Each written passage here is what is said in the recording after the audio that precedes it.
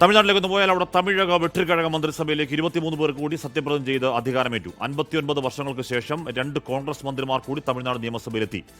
21 TVK MLA-മാരും മന്ത്രിമാരായി സത്യപ്രതിജ്ഞ ചെയ്തു. മുസ്ലിം ലീഗും TVK മന്ത്രിസഭയിലുണ്ട്. Papanasam MLA AM Shah Jahan മന്ത്രിയാകും.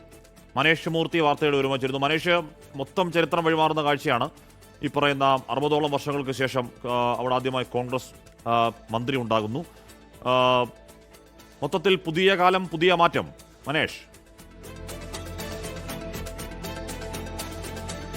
Ashmi, തീർച്ചയായും നമ്മൾ രാവിലെ സംസാരിച്ചപ്പോൾ പറഞ്ഞതുപോലെ തന്നെ വലിയ മാറ്റങ്ങളാണ് TVK വന്നതിന് ശേഷം തമിഴ്നാട്ടിൽ ഉണ്ടാകുന്നത്. രാഷ്ട്രീയപരമായുള്ള മാറ്റങ്ങൾക്കപ്പുറം ഭരണതലത്തിലും ആ ഒരു മാറ്റം ഉണ്ടാകുന്നു എന്നുള്ളതാണ് ഏറ്റവും പ്രധാനമായി പറയേണ്ട കാര്യം. 59 വർഷങ്ങൾക്ക് ശേഷം കോൺഗ്രസിന് 2 മന്ത്രിമാരുണ്ടാകുന്നു തമിഴ്നാട് മന്ത്രിസഭയിൽ. അതിനുശേഷം ഇപ്പോൾ ഇതാ മുസ്ലിം ലീഗും മന്ത്രിസഭയിലേക്ക് എത്തുന്നു എന്നുള്ളതാണ്. പാപനാശം MLA ആയിട്ടുള്ള AM ഷാജഹാനാണ് മന്ത്രിയാവുക എന്നതാണ് ഇപ്പോൾ ലഭിക്കുന്ന വിവരം. എന്തായാലും ഔദ്യോഗിക പ്രഖ്യാപനം അല്പസമയത്തിന് ശേഷം അവരുടെ ഭാഗത്തു നിന്ന് ഉണ്ടാകുമെന്നാണ് മനസ്സിലാക്കാൻ സാധിക്കുന്നത്. 23 MLA-മാരാണ് ഇന്നിപ്പോൾ മന്ത്രിമാരായി സത്യപ്രതിജ്ഞ ചെയ്തത്. ഇതിൽ 2 കോൺഗ്രസ്, ബാക്കി 21 TVK MLA-മാരുമാണ് സത്യപ്രതിജ്ഞ ചെയ്ത് അധികാരമേറ്റത്.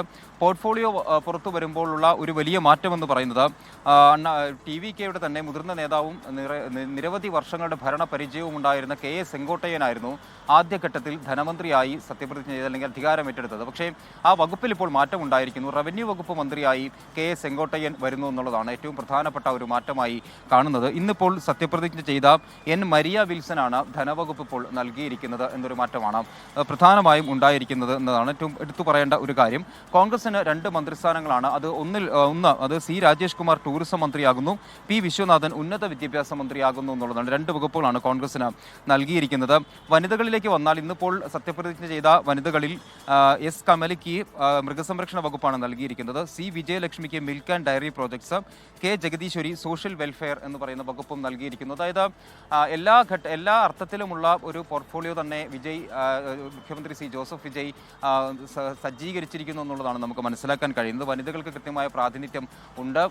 ദളിത് വിഭാഗങ്ങൾക്ക്, അതായത് പിന്നാക്ക വിഭാഗങ്ങൾക്ക് കൃത്യമായ പ്രാതിനിധ്യം. 7 മന്ത്രിമാരാണ് പിന്നാക്ക വിഭാഗത്തിൽ നിന്നും TVK മന്ത്രിസഭയിൽ എത്തിയിരിക്കുന്നത് എന്നതും എടുത്തു പറയേണ്ട ഒരു കാര്യം തന്നെയാണ്. അങ്ങനെ എല്ലാ വിഭാഗങ്ങളെയും ഉൾപ്പെടുത്തിക്കൊണ്ടുള്ള ഒരു മന്ത്രിസഭ തന്നെയാണ് നിലവിലുള്ളത്. 2 മന്ത്രിസ്ഥാനം എന്തായാലും മുസ്ലിം ലീഗ് വരുന്നു എന്ന കാര്യത്തിൽ ഏകദേശം ധാരണയായിട്ടുണ്ട്. മറ്റൊന്ന് VCK-യാണ്. VCK-യുടെ തീരുമാനം ഇന്നോ നാളെയോ ആയി VCK പ്രഖ്യാപിക്കുകയും ചെയ്യും. ഹാഷ്മി.